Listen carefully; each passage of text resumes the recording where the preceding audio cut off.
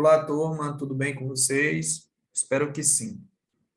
Essa aula é mais uma da nossa série de regência do curso de licenciatura da componente curricular Estágio Supervisionado 3. Professor orientador, professor Alexandre Lobo e professora Ana Paula, professora supervisora Sueli dos Prazeres e o professor estagiário José Gomes, eu aqui que vos falo.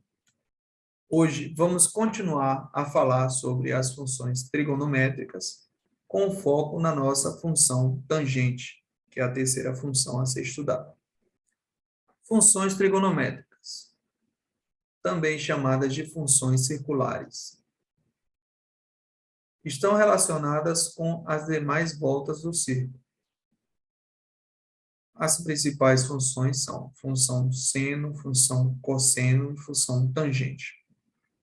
O vídeo de hoje vamos falar sobre a função tangente. Vamos passar um pouco sobre os quadrantes do círculo. No círculo trigonométrico, temos que cada número real está associado a um ponto da circunferência. Como já estudamos, conseguimos converter esse grau da nossa circunferência em radianos, né, que é o nosso π em números matemáticos. Adotamos os valores que é comumente usado nos livros didáticos e nos exemplos que nós temos, né, na internet. A função tangente é uma função periódica e seu período é π, quer dizer, ela não se repete a cada 2π, como a função cosseno e a função seno. Ela se repete em π, ou seja, é expressa f de x é igual a tangente de x. No círculo trigonométrico, o sinal da função tangente é positivo quando x pertence ao primeiro e terceiro quadrante. Já no segundo e no quarto quadrante, o sinal é negativo. Já vimos este círculo trigonométrico conhecendo a função seno e cosseno, no qual o sinal da nossa função tangente nada mais é que a operação entre seno e cosseno de sinais. Então, cada quadrante vai corresponder ao sinal do, vamos supor, do primeiro quadrante da função seno operado com a função cosseno.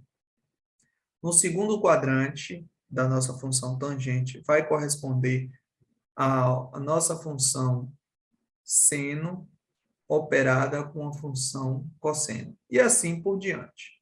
Além disso, a função é definida por f de x igual a tangente de x, né? Ela é expressa dessa forma, na qual atribuímos valores, né, em radianos para nosso f de x, e a nossa imagem vai ser o nosso tangente de x.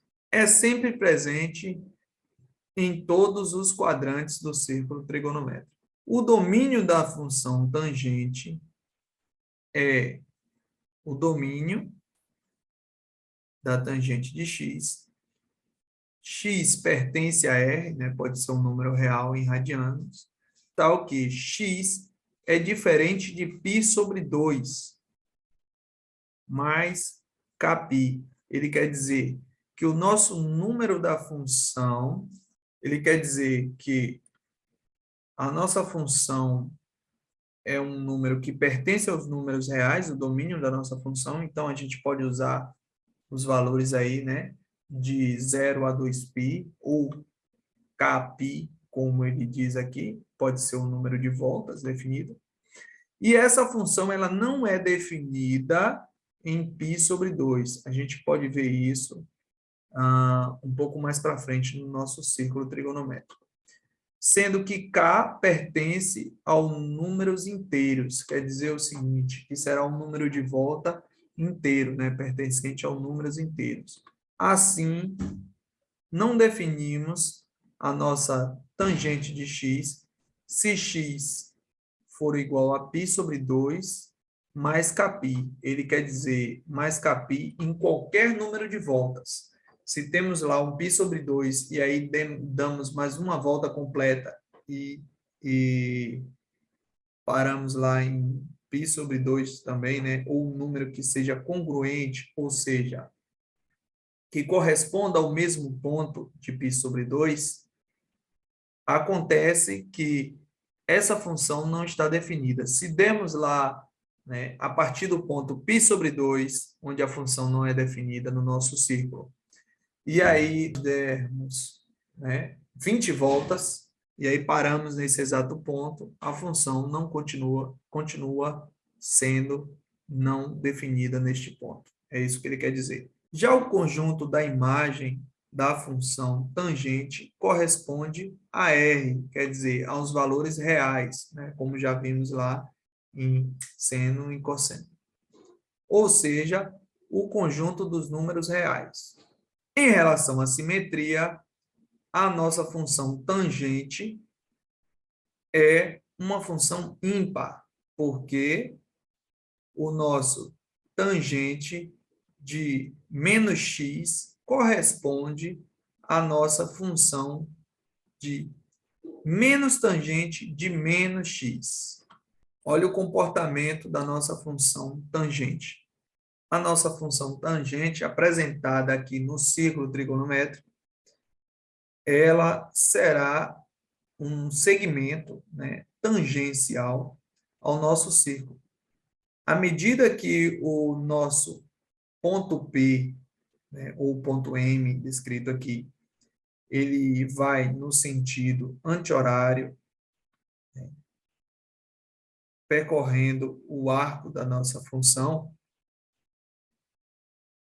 a função tangente se projeta, né, nessa reta tangente ao nosso círculo. Então, ela vai se projetar aqui. Se ele chegar nesse ponto aqui, que equivale ao π sobre 2, a função não está definida. Ela tende ao infinito. Podemos ver no GeoGebra. Pronto.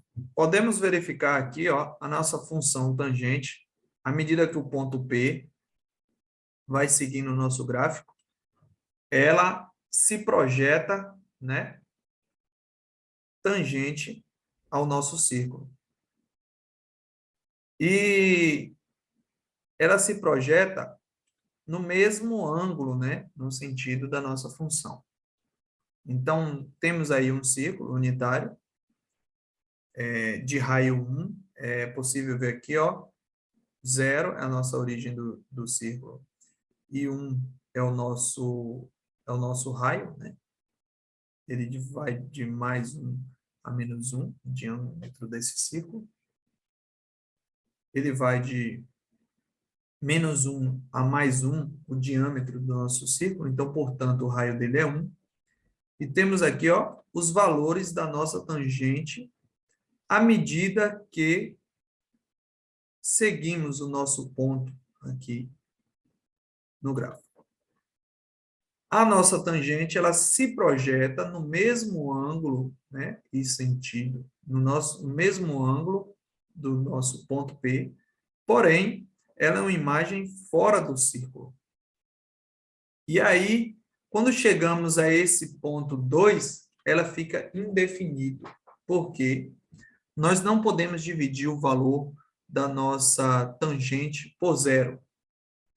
E aqui temos que o nosso seno, que está aqui, ó, presente, que é o nosso segmento vermelho, e o nosso cosseno, que é o nosso segmento azul, está presente na função. A nossa função tangente nada mais é do que o nosso seno dividido pela função cosseno. Então, quando chega aqui, ó, em π sobre 2, a nossa função tangente ela vai para o infinito, pois, dividindo o seno pelo cosseno, o valor do seno aqui, ó, é 1, e o valor do nosso cosseno é 0. Quando a gente divide um valor por 0, ele tende ao infinito. Qualquer número que dividirmos por um valor pequeno, bem pequeno, ele tende a crescer. Quando dividimos um valor, qualquer número real, que dividirmos por um valor próximo de zero, ele tende a crescer, né? Se dividirmos por um valor maior que zero, ele tende a diminuir um pouco. E isso a gente pode ver aqui, ó, no nosso gráfico. Então, a função tangente, ela é crescente no primeiro quadrante. Quando chega no π sobre 2, o eixo de 90 graus, essa função ela não se verifica, pois ela fica indeterminada. E quando chega lá, passando para o segundo quadrante, ela também é uma função crescente, pois ela vai assumindo cada vez mais, né, valores que vai se tornando próximos de zero. No nosso terceiro quadrante aqui, a nossa função é crescente, pois ela assume cada vez mais valores positivos. E no nosso quarto quadrante, ela é uma função também crescente. Ela é uma função diferente, né, da nossa função seno e cosseno. Porém, né, ela se repete a cada 1π. Olha lá. Ela tem a nossa periodicidade.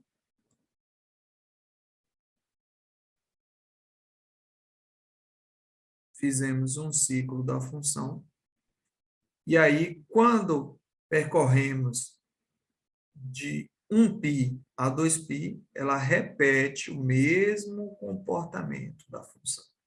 A gente pode fazer isso, né, em k vezes, como o nosso slide está explicando.